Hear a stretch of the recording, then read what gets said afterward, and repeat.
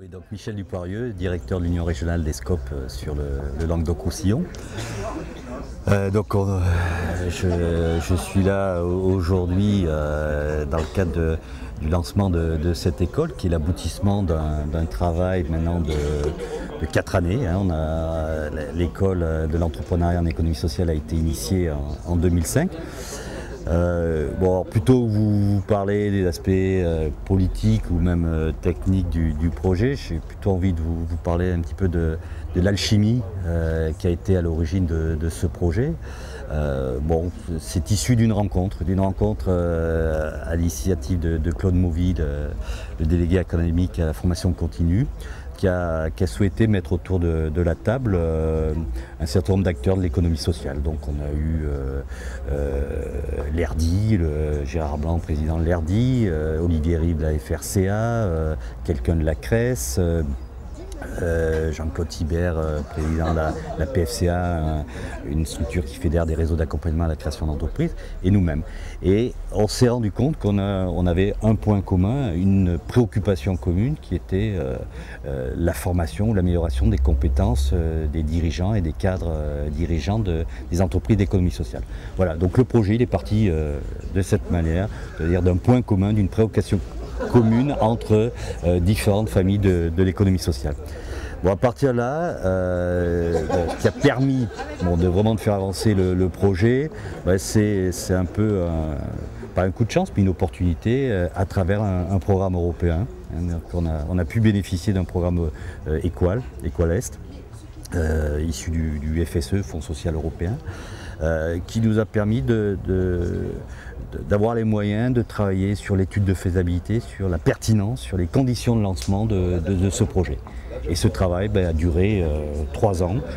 3 ans en associant, et je pense que c'est vraiment là une des clés de réussite du projet, en associant les différents acteurs, membres, familles de l'économie sociale autour du concept, autour de l'ingénierie de formation, autour de la structuration économique du projet. Pas loin de 60 à 80 personnes ont travaillé sur ce projet pendant 3 ans, avec des applications de nature différente, mais c'est vraiment l'aboutissement d'un projet collectif où chacun a accepté à un moment donné de mettre au deuxième plan ses intérêts propres, que ce soit au niveau du secteur associatif, mutualiste ou coopératif. Chacun a souhaité travailler sur la base d'un intérêt général, d'une volonté générale de répondre à un besoin en matière de management, en matière d'amélioration de compétences des managers des entreprises de l'économie sociale. Et ça, je pense que il ne faut pas le sous-estimer. Chacun serait venu en défendant ses propres intérêts, on ne serait pas allé très loin. Vraiment, je crois que c'est vraiment une chose qui est importante à dire dans la réussite du projet. Voilà, puis derrière, c'est des rencontres, c'est des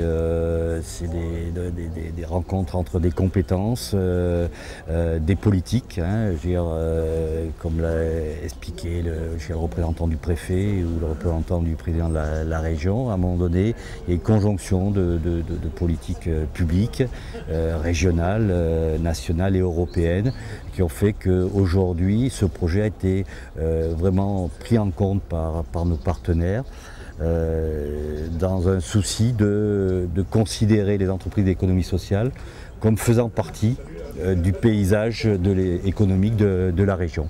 Et pas simplement leur laisser un strapontin ou les laisser à la marge des autres acteurs, de les identifier, de les reconnaître comme un véritable secteur économique de la région.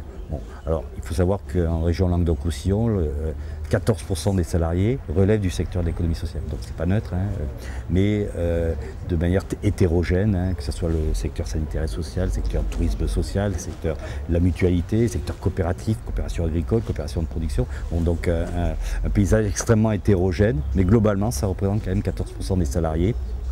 Et ce qui est loin d'être neutre. Et je crois que les pouvoirs publics ont vraiment considéré et reconnaissent qu'il y a un travail à faire avec nous. Voilà, alors moi aujourd'hui je suis vraiment très heureux de l'aboutissement de ce projet. J'ai envie de souhaiter longue vie à cette école qui s'est créée sous forme coopérative. C'est une société coopérative d'intérêt collectif et c'est pas neutre parce que ça montre bien l'aboutissement de ce projet partagé avec des acteurs de nature différente, des acteurs publics, mais aussi surtout des acteurs de l'économie sociale, où chacun trouve sa place. Et à travers le principe coopératif, un associé, une voix, chacun a une place unique et n'a pas une place liée à l'investissement financier qui a été mis dans le projet. On a des actionnaires coopérateurs à 1 000 € et puis on en a qui ont mis 20 000 €. Et chacun a la même voix et je pense que ça devrait permettre un travail collectif dans la durée. Voilà, je ne sais pas quoi vous dire de plus. Nous, au niveau du secteur coopératif, on est convaincus que ce genre de dispositif qui s'intègre dans un programme plus large, ça a été cité à plusieurs reprises, ça s'intègre en fait dans un programme d'innovation sociale. À travers la création d'un incubateur d'entreprise sociale, à travers la création et la construction d'une pépinière d'entreprise sociale. Ces dispositifs sont de nature vraiment à structurer et à permettre un vrai développement du secteur de l'économie sociale dans notre région.